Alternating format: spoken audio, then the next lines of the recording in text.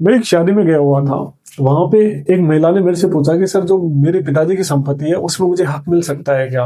गांव में जमीन है और गांव में एक घर भी है, काफी प्रॉपर्टी है। और जो मेरे भैया है उनसे मेरी बनती नहीं है, काफी टाइम हो गया, हमारा बोलचाल भी बंद है। तो मैं चाहती हूँ कि मेरे पिताजी की संपत्ति में मुझे भी हक मिले।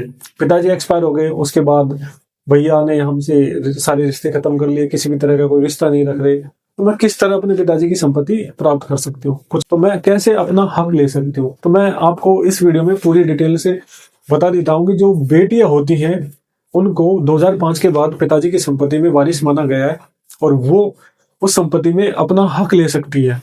जो हिंदू उत्तराधिकार अधिनियम है 1956, जिसका सेक्शन 6 पैतृक संपत्ति में बेटियों के अधिकार की बात करता है। जो बेटियां होती हैं उनको पिताजी की संपत्ति में जो पैतृक संपत्ति है उसमें पूरा पूरा हक मिलता है।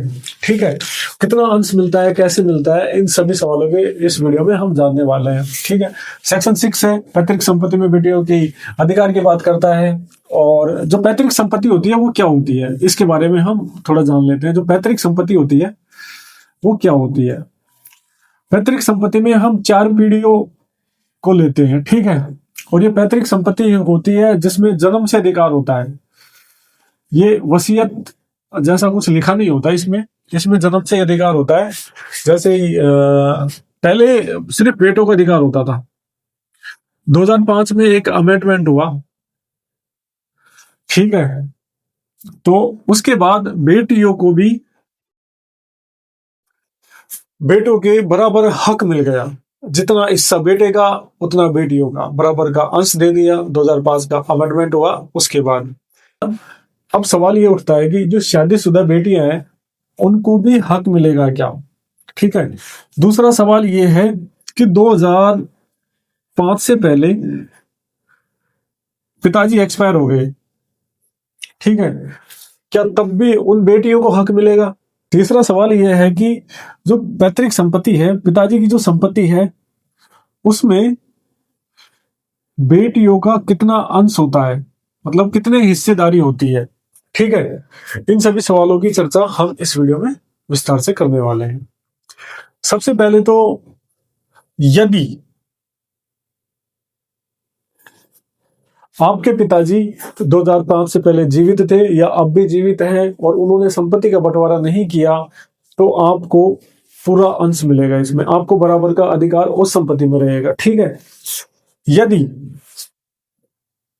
20/12/2004 से पहले आपकी जो पैतृक संपत्ति थी, उसका बंटवारा हो जाता है, उसकी हिस्सेदारी हो जाती है। ठीक है, तब बेटियों को उस संपत्ति में हिस्सा नहीं मिल सकता, उसके लिए वो क्लेम नहीं कर सकती, उस संपत्ति के लिए वो क्लेम नहीं कर सकती। 2004-20 से पहले यदि हिस्सेदारी हो जाती है।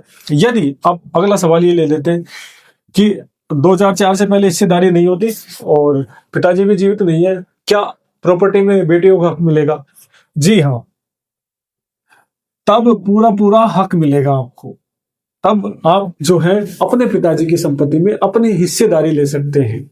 ठीक है, इसको बताते, चाहे आपकी शादी हो गई हो या नहीं भी हुई हो, तब भी आपको बराबर का हक मिलेगा। शादी होने का मतलब ये नहीं है कि आपके अधिकार खत्म हो जाते हैं, आपको आपके पिताजी की संपत्ति में पूरा हक मिलेगा।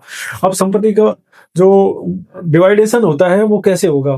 ठीक है, जैसे पिताजी की संपत्ति है और आप 2 भाई, 2 बहन और माँ है, ठीक है, तो इसमें जो पिताजी की संपत्ति है उसका डिवाइडेशन कैसे होता है?